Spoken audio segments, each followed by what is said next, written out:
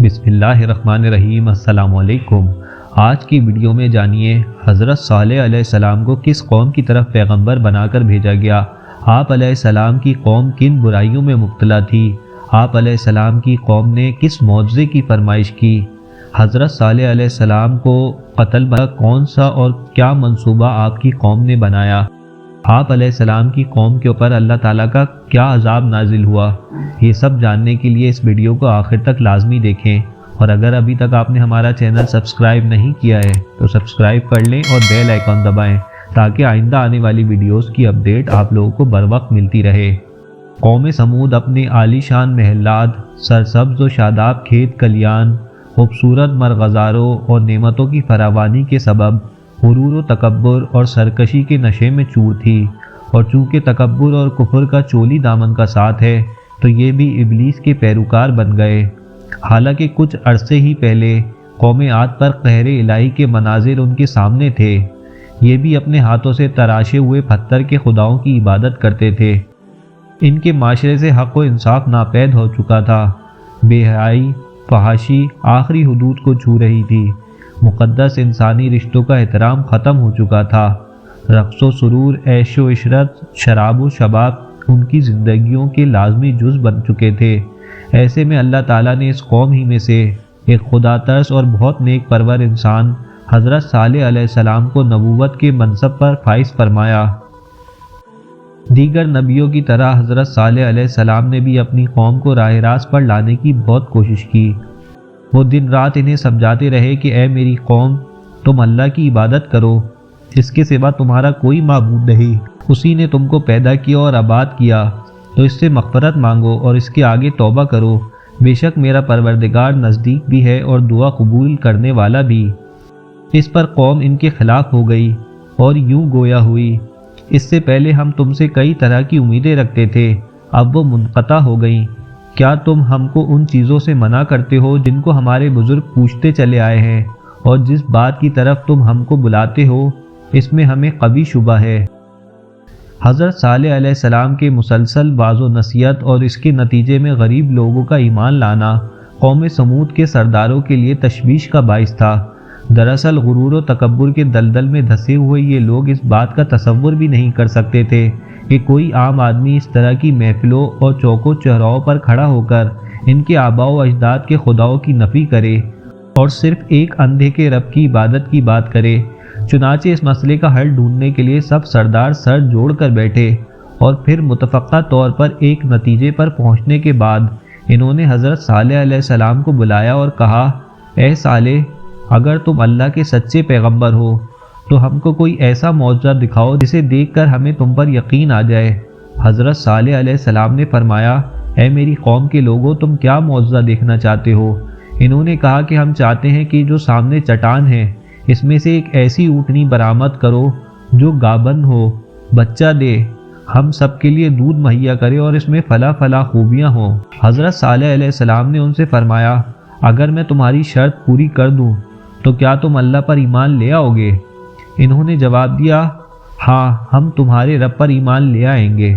حضرت صالح علیہ السلام نے اللہ تعالیٰ کے حضور گڑ گڑا کر دعا فرمائی اور اپنی قوم کی فرمائش پوری کرنے کی التجا کی۔ اللہ تعالیٰ نے اپنی نبی کی دعا قبول فرمائی اور دیکھتے ہی دیکھتے چٹان شق ہو گئی اور اس میں سے طویل القامت خوبصورت اونٹنی برآمد ہوئی جس میں وہ سب خوبیاں تھیں جس کی قوم سمود نے فرمائش کی تھی۔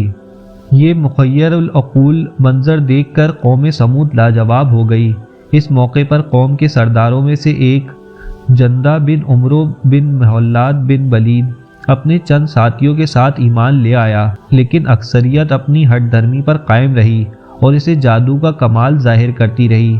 اس موقع پر حضرت صالح علیہ السلام نے اپنی قوم سے فرمایا، اے میری قوم، یہ ناقہ اللہ یعنی اللہ کی بھیجی ہوئی اونٹنی ہے جو تمہارے لیے ایک معجزہ ہے۔ اب تم اسے اللہ کی زمین میں کھاتی ہوئی چھوڑ دو اور اسے کسی طرح کی تکلیف نہ دو، ورنہ اللہ کا عذاب تمہیں فوری پکڑ لے گا۔ اونٹنی اور اس کا بچہ سارا دن نخلستان میں چرتے رہتے تھے۔ سب قبیلے والے پیٹ بھر کر اونٹنی کا دودھ پیتے، لیکن وہ کم نہ ہوتا۔ حضرت صالح علیہ السلام نے کنویں کے پانی کو تقسیم کر دیا تھا۔ ایک دن اونٹنی پانی پیتی تھی اور ایک دن سمود کے لوگ۔ جب اونٹنی پانی پینے آتی تو وہ کنویں کا سارا پانی پی جاتی۔ قرآن کریم میں اللہ تعالیٰ فرماتا ہے کہ صالح نے اپنی قوم سے کہا، دیکھو یہ اونٹنی ہے، ایک دن اس کے پانی پینے کی باری ہے اور ایک دن تمہاری باری ہے، اور اس کو کوئی تکلیف نہ دینا، نہیں تو تمہیں سخت عذاب آ پکڑے گا۔ کچھ ہی عرصے بعد قوم سمود کو اونٹنی کی موجودگی کھٹکنے لگی۔ انہیں اپنے ہرے بھرے نخلستان میں آزادی سی گھومتی پھرتی اونٹنی ایک آنکھ نہ بھائی تھی، اور جب بھی وہ یہ دیکھتے کہ اپنی باری آنے پر اونٹنی ایک ہی سانس میں پورے کنویں کا پانی پی جاتی ہے تو حیران ہو کر اسے جادو سے تشبیہ دیتے۔ آخر کار شیطان کے اکسانے پر انہوں نے اونٹنی سے جان چھڑوانے کی تدابیر سوچنی شروع کر دی، اور اس کا ایک ہی حل تھا کہ اسے ہلاک کر دیا جائے، مگر کیسے؟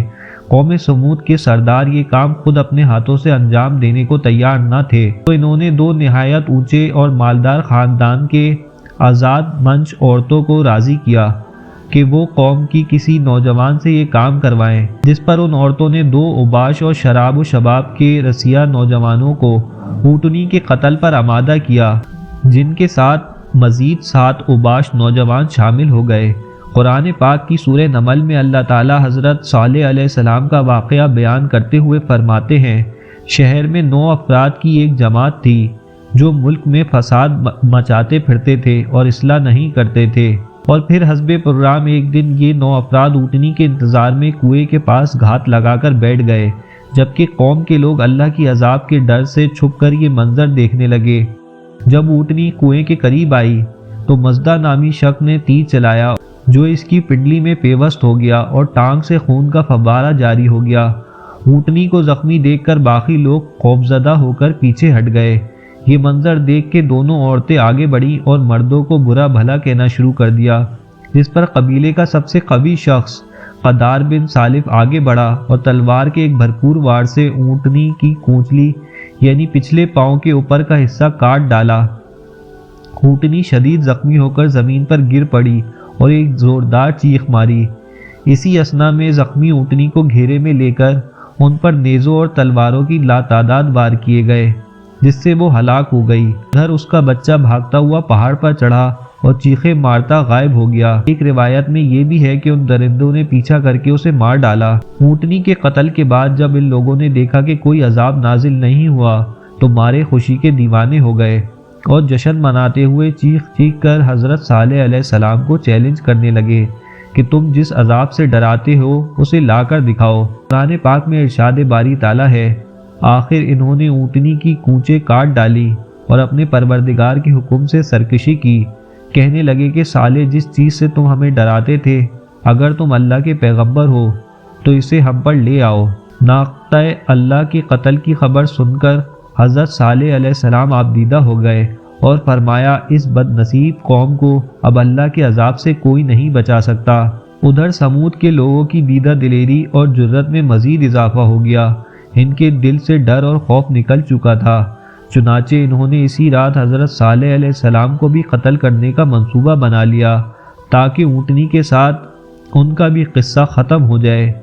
وہ 9 افراد ایک پہاڑ کی گھاٹی میں چھپ کر بیٹھ گئے تاکہ جب حضرت صالح علیہ السلام وہاں سے گزریں تو انہیں قتل کر دے، مگر کائنات کا مالک اللہ قوم سمود کے ہر مکر و فریب اور شیطان کی چال بازیوں سے خوب واقف تھا، چنانچہ پہاڑ سے ان پر پتھر برسائے گئے جن سے وہ سب ہلاک ہو گئے۔ دوسرے دن جب لوگوں کا وہاں سے گزر ہوا تو دیکھا کہ 9 کے 9 افراد پتھروں کے نیچے مرے پڑے ہیں۔ حضرت صالح علیہ السلام کو اونٹنی کے قتل کا بڑا غم تھا اور اب اتمام حجت ہو چکا تھا، اللہ تعالیٰ کے وعدے کے مطابق اب عذاب آنا ہی تھا، لہٰذا حضرت صالح علیہ السلام نے اپنی قوم کو مطلع فرمایا، اب تمہارے پاس عیش و عشرت کے صرف 3 دن بچے ہیں، اس کے بعد ایک سخت عذاب تم پر نازل ہوگا۔ اللہ تعالیٰ فرماتا ہے کہ جب انہوں نے کونچی کاٹ ڈالی تو صالح علیہ السلام نے کہا، اپنے گھروں میں 3 دن اور فائدے اٹھا لو، یہ وعدہ جھوٹا نہیں ہے۔ حضرت صالح علیہ السلام کی بات سن کر وہ لوگ ہنسی مذاق کرنے لگے اور تنزیہ استفسار کیا کہ یہ 3 دن ہم کیسے گزاریں گے؟ حضرت صالح علیہ السلام نے فرمایا، پہلے دن تمہارے چہرے زرد ہو جائیں گے، دوسرے دن سرخ ہو جائیں گے اور تیسرے دن تمہارے چہروں پر نحوست پوری طرح عیا ہو جائے گی، یعنی وہ سیاہ پڑ جائیں گے، اور چوتھے دن تم پر قہر الہی نازل ہوگا۔ اور جب تینوں دن ایسا ہی ہوا تو وہ خوف زدہ ہو گئے اور انتظار کرنے لگے کہ اب کس قسم کا عذاب نازل ہونے والا ہے۔ ابھی چوتھے دن کا سورج طلوع ہوا ہی تھا کہ آسمان سے ایک بہت تیز چیخ کی آواز چنگھاڑ کی صورت میں بلند ہوئی، جس نے ان کے کانوں کے پردے پھاڑ دیے، دل دہلا دیے۔ چیخ کی آواز سن کر ان کی روحیں جسموں کا ساتھ چھوڑنے لگیں اور اپنی اپنی جگہوں پر اوندے پڑے سسک سسک کر ختم ہونے لگے۔ کچھ ہی دیر میں لاکھوں افراد پر مشتمل نہایت قوی اور طاقتور قوم جانوروں کے کھائے ہوئے بھوسے کی طرح ڈھیر بن چکی تھی۔ کفر و شرک میں مبتلا، غرور و تکبر میں ڈوبے لوگوں کا شاندار اور بارونق شہر خاموشہ میں تبدیل ہو کر ہمیشہ کے لیے عبرت کا نشان بن گیا۔ اللہ تعالیٰ قرآن پاک میں ارشاد فرماتا ہے، اور جن لوگوں نے ظلم کیا ان کو چنگھاڑ کی صورت میں عذاب نے پکڑ لیا تو وہ اپنے گھروں میں اوندھے پڑے رہ گئے، گویا کبھی ان میں بسے ہی نہ تھے۔ سن رکھو کہ سمود نے اپنے پروردگار سے کفر کیا، اور سن رکھو سمود پر پھٹکار ہے۔ اللہ تعالیٰ نے اس عذاب سے حضرت صالح علیہ السلام اور ان پر ایمان لانے والوں کو محفوظ رکھا۔ چنانچہ اللہ تعالیٰ نے فرمایا، جب ہمارا حکم آ گیا تو ہم نے صالح کو اور جو لوگ اس کے ساتھ ایمان لائے تھے ان کو اپنی مہربانی سے بچا لیا۔